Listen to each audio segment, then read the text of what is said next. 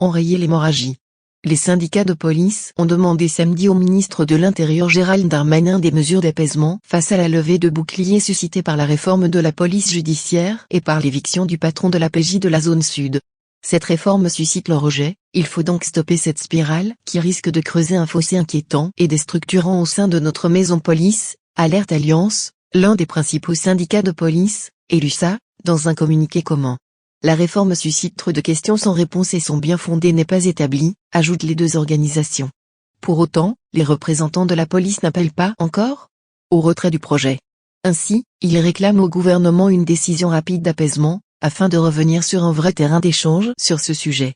Si réellement, le projet est amendable, comme cela a été déclaré par le ministre lui-même, n'est-il pas temps de le démontrer, souligne, de son côté, Unité SGP Police, en disant refuser l'architecture du projet actuel.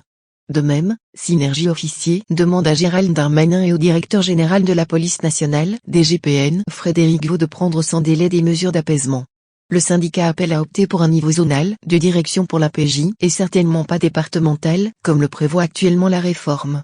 En outre, Alliance, Synergie et l'USA, réunis depuis quelques semaines au sein d'un même bloc syndical en vue des élections professionnelles à la fin de l'année, réitèrent leur demande d'un moratoire, déjà réclamé début septembre.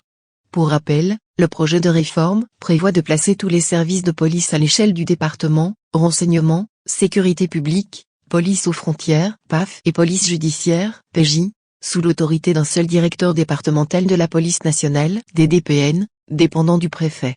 L'éviction, vendredi, d'Éric Arella, le patron de la police judiciaire pour le sud de la France, a suscité l'indignation dans les rangs de la prestigieuse PJ et dans le monde judiciaire.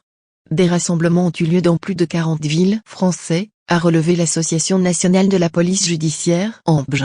Ce grand patron, à la carrière et au parcours exemplaire, était unanimement reconnu et apprécié de ses effectifs, des magistrats et des cadres de la police judiciaire, fustige-t-elle, dénonçant des méthodes autoritaristes. Cette décision a attisé les braises d'une contestation qui dure depuis plusieurs mois.